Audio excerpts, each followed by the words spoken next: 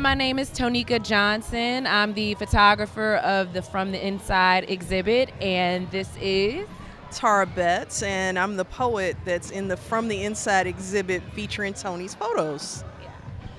And the concept for the exhibit is a brainchild of mine. I'm a photographer. I've been doing photography for a couple of decades now, and although I consider myself a street photographer, I noticed a theme in my photography because I photograph the community that I'm from, which is Englewood, Auburn Gresham, and other South Side neighborhoods. And after a while, I started to notice a theme in my work, which was really essentially love, just demonstrating moments of love. And I realized that those images was a stark contrast to the way that Englewood is portrayed in the news. So once I recognized it was a theme, I wanted to turn it into a project, an exhibition.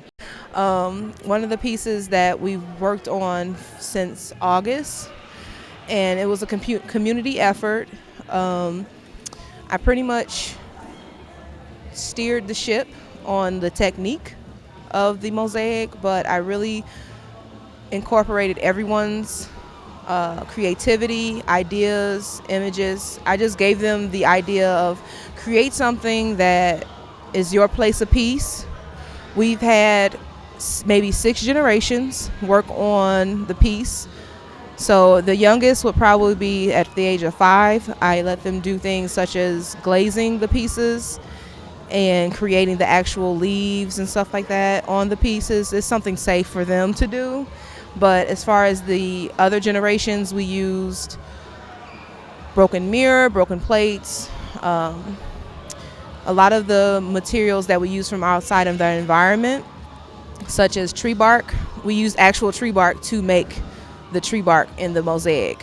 And it was a beautiful process. We've had communities such as Bridgeport come out, Evanston, Skokie. We've had, of course, residents from the actual Englewood community. My name is Crystal Grover Webb, and I am honored to be the art teacher of the scholars of Wentworth Elementary School.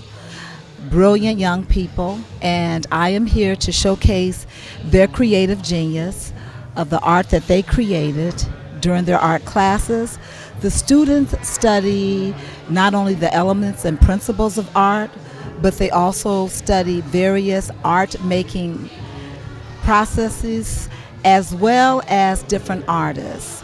They learn to critique and analyze and explore the lives of artists, as well as learn and be inspired from their works of art. I would definitely say I'm really excited that this exhibit is focusing on the positive aspects of being on the South Side and a lot of those tender moments that you see in the city that you don't hear about in the news reports. You don't hear about when people describe the city in general. But to work with another young woman artist of color and really put that work out there in an interesting way. I took ideas from different generations on using their place of peace. So one of the ladies, she did the water and the seagull scene, and she also did the one that I created the sun and the moon for. It was actually her version of when she was young of a place of peace, and it was a kaleidoscope.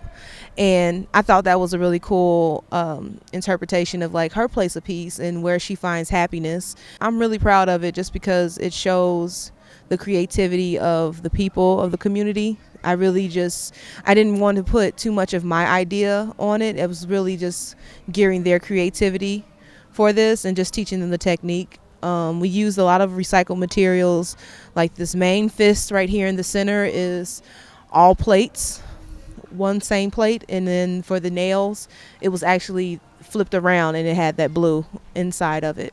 So using tree bark to get the actual impression of the tree bark, recycled tile from other projects such as the Millennium Park mosaic that I've worked on when I was younger. So these pieces come from all over. So that's our place of peace here in Englewood. The exhibit today has just been overwhelming. Like, it just really brightens my heart to have people stop and look at my photographs and then look up and read her poetry And then to come back and tell us what it means to them it's really just a beautiful moment, and I'm glad that we decided to collaborate and present it this way, because other than just featuring my stuff online on my website or Facebook, this is really the first time that I've seen my work printed on the quality paper that I love and framed in this way, and then to do it in Englewood is just awesome for me. So I really love being able to witness people react to the exhibit. Hi, I am the eating artist. The eating artist, of course, means that artists should never starve, so that's why I'm here presenting some art. I have hand-painted wooden earrings. I also have beaded bracelets and jewelry. I also have mugs, since I am the eating artist. My partner, who's actually not here right now, has some awesome woodwork back here. Paintings are mine. Also, canes and staffs are by my partner, Dwayne. And I just love working with my hands. Also, the perk to having the exhibition here in Englewood is one young lady, probably in her teens, came to me and said, you know, I know all of the boys in that picture. They are my friends. And she was like, I know all of them and their names. And I was like, well, I know their names too, but I have not been in touch with them. So I gave her the 8x10 so that she can give to them. And then she invited me to come on her block to take pictures.